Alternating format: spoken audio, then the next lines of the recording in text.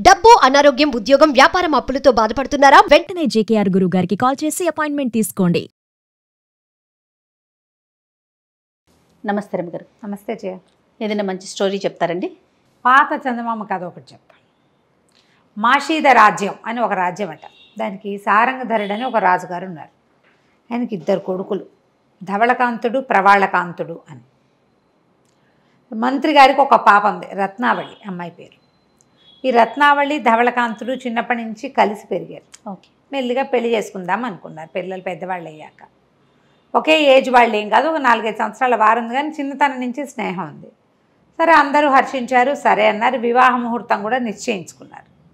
ఒకనాడు యాహ్యాళికని అతను అటు ఇటు తిరుగుతూ సమీపంలో ఉన్న ఒక చిట్టడివి వైపుకి వెళ్తే అక్కడ ఒక పాము కాటేసిందట అతన్ని. ఒక విచిత్రమైన సర్పం అట, అది చాలా పెద్దది. అక్కడి నుంచి వెంటనే విషహారాలైన రకరకాల మందులు అవి ఇవి అన్నీ వేసి విషం కక్కిచ్చేశారు. కానీ ఒక్క బిందువు సూదిమోనంత ఉండిపోయిందట అతని ఒంట్లో. క్రమంగా శరీరం నీలంగా అయిపోయింది. కంటి చూపు మసకబారి దుర్వాసన వచ్చేదిట అతని దగ్గర నుంచి. 4-5 రోజుల్లో రంగు మెల్లిగా మారి జబ్బును పడిపోయాడు. కళ్ళు కూడా కనపట్టాల. ఇక ఎన్ని రకాల వైద్యాలు చేసినా నార్మల్ కాలేదు పాపం. అయితే వీళ్ళని ఈ ఊళ్ళో కాకుండా పై ఊళ్ళ నుంచి ఎక్కడెక్కడెక్కడెక్కడెక్కడో ఈ విషహారాలైన మందులు తెప్పించే క్రమంలో చాలామంది వైద్యుల్ని తెప్పిస్తే వాళ్ళు ఏం చెప్పారంటే, అదేదో అడవి, వీళ్ళకి చాలా దూరం అమృతవల్లి అని ఒక ప్రత్యేకమైన ఒక మూలిక ఉంది. ఆ అమృతవల్లి తెచ్చి కనుక వీనికి వైద్యం చేస్తే అబ్బాయి నార్మల్ అవుతాడు. ఇది ఎక్కువ విషం ఉండుంటే చచ్చిపోయేవాడు. ఓకే. ఒక్కటి సూదిమోన ఆనినంత విషం, అది ఘట సర్పం అనేది ఒక ప్రత్యేకమైన సర్పం.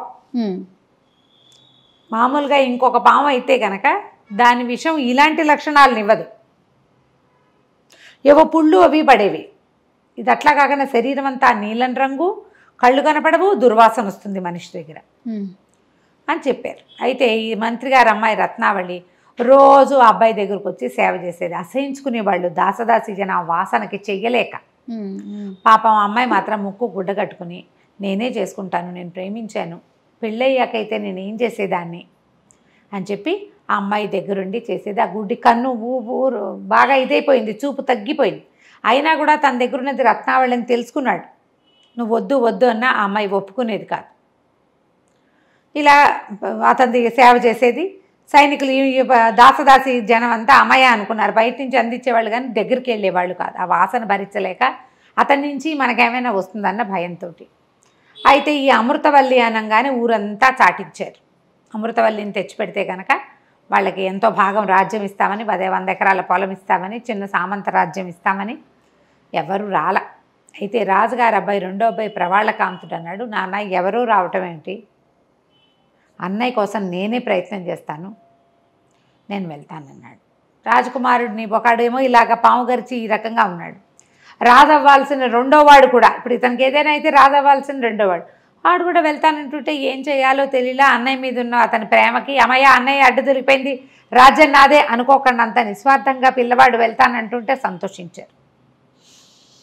బయలుదేరాడు. రత్నావళేమో ధవళకాంతుడికి సేవ చేస్తుంది, ఈ ప్రవాళకాంతుడేమో బయలుదేరి వెళ్ళాడు.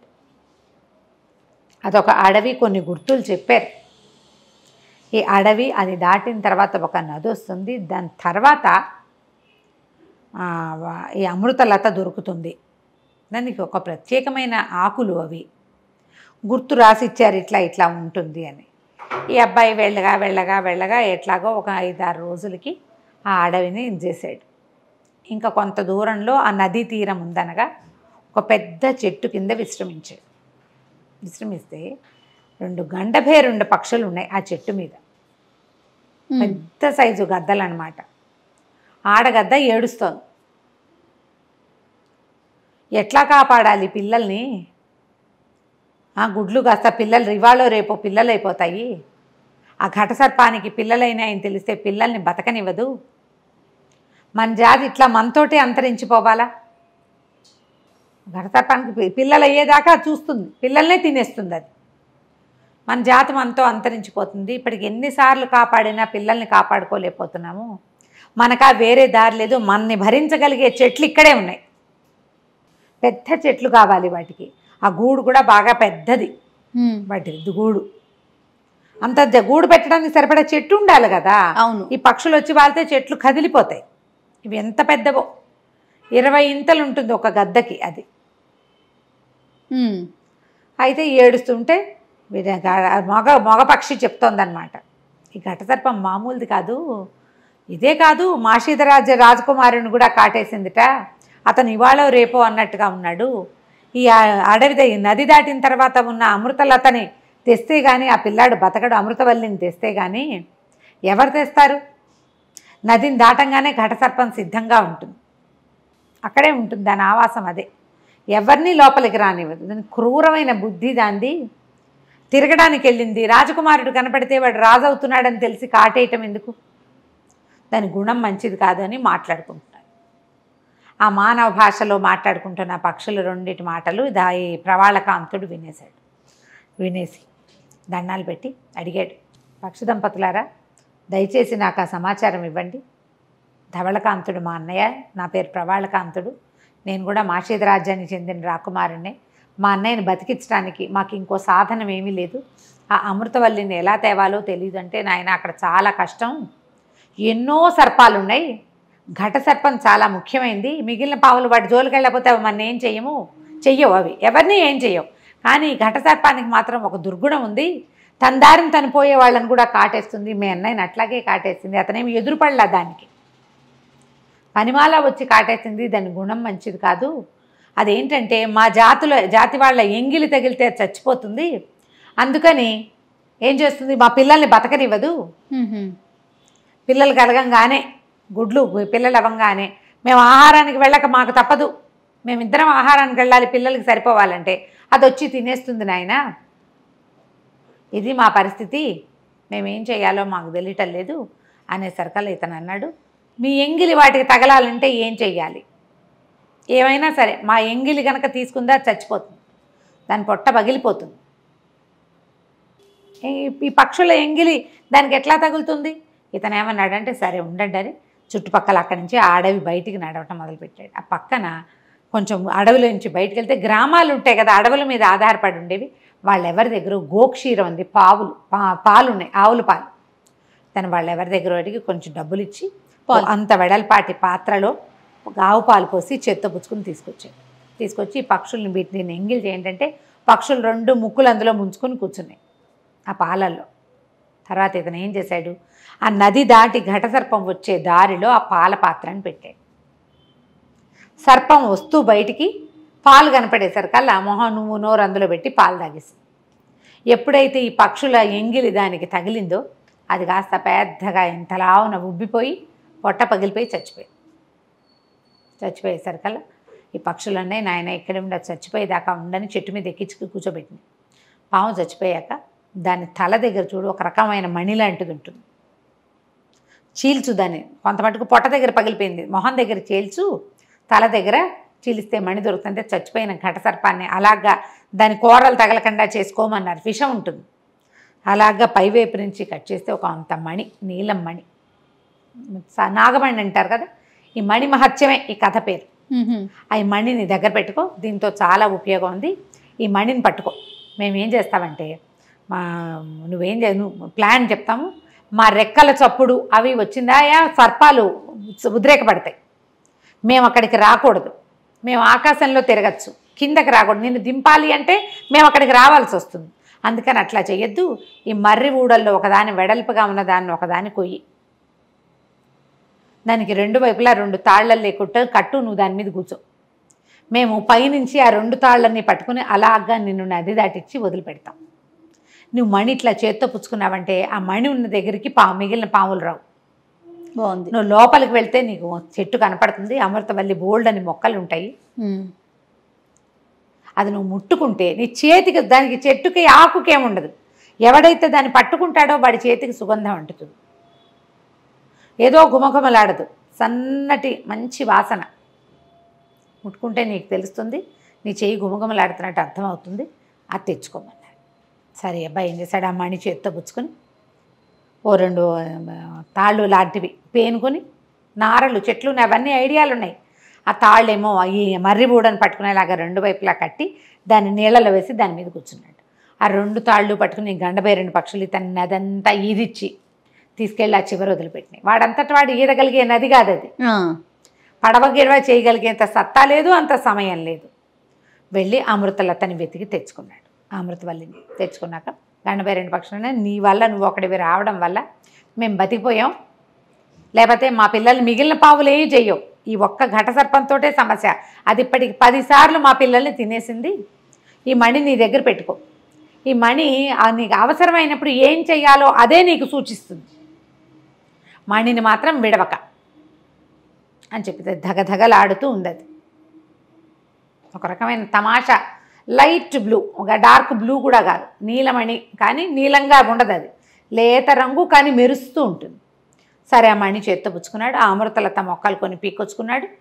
ఎక్కడైనా సరే నీటి యువకం ఉన్న చోట కనుక పాతి పెడితే ఈ మొక్కలు బతుకుతాయి, మీ ఊళ్ళో ఎవరికైనా పాము గరిచినప్పుడు దీన్ని వాడుకోవచ్చు అని చెప్పే పక్షులు. ఈ అబ్బాయి మళ్ళీ ఆ అడవి దాటి వచ్చాడు కదా, అడవి మొదట్లోనే గుర్రాన్ని వదిలిపెట్టి వచ్చాడు.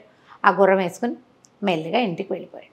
వెళ్ళేసరికల్లా 5 రోజులు ఇన్నాళ్ళు గడిచిపోయినాయి. ఈ తతంగం అంతా ముగిసేసరికి అక్కడ ఏమైంది, ఈ రాజకుమారుడు వచ్చి ఆ మంది ఇచ్చి అమృతవల్లిని ఇచ్చేసరికల్లా జనాలంతా ఈ గందరగోళంలో పడి ఈ రత్నావళిని పట్టించుకోవాలి. ఈ రత్నావళి ఇన్ని రోజుల నుంచి పెద్దగా అలంకారము, స్నానము, గీనము చేసింది కాదు, ఏదో గబగబా వచ్చేసేది ఇతని దగ్గరికి. సరే రాకుమారుడికి వైద్యం జరుగుతుంటే ఇంక ఇక్కడ పని లేదని ఇంటికి వెళ్ళి చక్కగా తయారవుదామని వెళ్ళి శుభ్రంగా స్నానం చేయటానికి కూర్చుంది.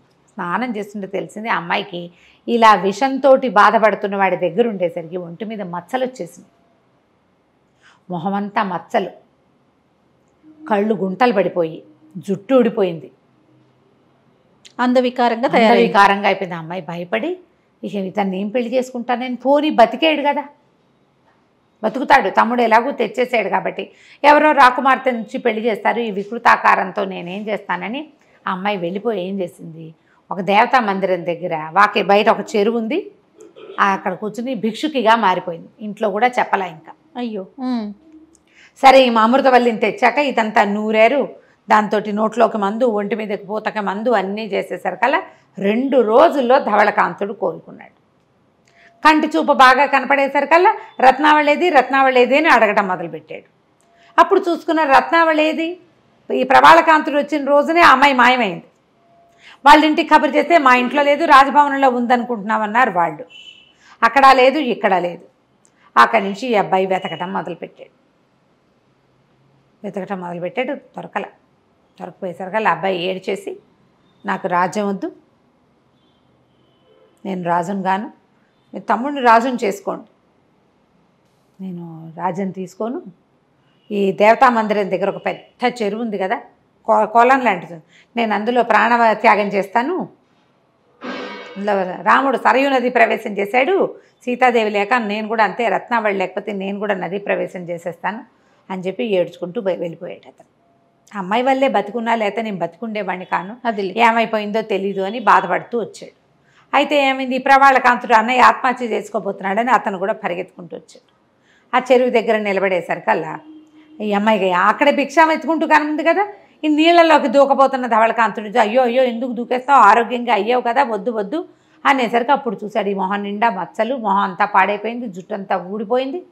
ప్రవాళకాంతుడు కూడా వచ్చాడు. వస్తే ధవళకాంతుడు అన్నాడు, నువ్వు అందగా లేకపోయినా పర్వాలేదు, నీ ప్రేమే నాకు కావాలి, నేను రాజును అవ్వను, తమ్ముడికి ఇచ్చేద్దాను రాజ్యం అని చెప్పేసరికి ఇతను రాజ్యం తీసుకోవచ్చు. కానీ అతనికి ఏమనిపించింది, ఎందుకో ఒక ఊహ వచ్చింది, ఈ దట్టిలో పెట్టుకున్న మణిని తీస్తే నల్లగా అయిపోయింది. ఇదేంటి, మనం ఒక రకంగా చూసాం దీన్ని, దాన్ని తీసి అన్నయ్య చేతిలో పెట్టాడు. అన్నయ్య చేతిలో కూడా నల్లగానే ఉంది అది. అప్పుడు అతనికి ఏమనిపించిందంటే, ఈ మణి మెరవాలంటే ఎవరి చేతికో ఇవ్వాలి, చెప్పింది కదా పక్షి, మణే నీకు సూచిస్తుంది అనేది. రంగు మారిపోయింది, ఆ అమ్మాయి దగ్గరికి రాగానే కలర్ మారిపోయింది. ఇతను ఏం చేశాడు, ఆ మణిని ఎత్తి ఆ అమ్మాయి చేతిలో పెట్టాడు. పెట్టంగానే మొత్తం మచ్చలన్నీ తగ్గిపోయినాయి ఒక్క దెబ్బకి. ఈ మణి మళ్ళీ మెరవటం మొదలుపెట్టింది. అది విషం వల్ల వచ్చిన సమస్యల్ని దూరం చేస్తుంది. అది ఎక్కడుందో అక్కడ విషం కానీ సర్పం కానీ దాని దరిదాపులకు రావు. ఆశ్చర్యపోయారు, ఇదేంటి ఇంత మార్పు వచ్చిందని ప్రజలంతా ఆశ్చర్యపోయారు. అక్కడి నుంచి ఆ మణిని తీసుకుని కళ్ళకద్దుకుని దాచుకున్నాడు. అన్నయ్యకి వదినకి చెప్పాడు, మీ ఇద్దరు ఒకళ్ళ కోసం ఒకళ్ళు పుట్టారు, మీ అదృష్టం వల్లే ఇంత పని జరిగింది, ఇంత నేను తేగలిగాను, ఈ మణి కూడా లభించింది, వివాహం చేసుకోండి, రాజ్యం చేసుకోండి అని గట్టిగా చెప్పాడు. యువరాజు పట్టాభిషేకం చిన్నవాడికి చేసి పెద్ద అబ్బాయిని మహారాజుని చేశారు. కలకాలం కలిసి ఉన్నారు. మణి మహత్యం. చాలా బాగుంది రమ్య గారు. నమస్తే. నమస్తే.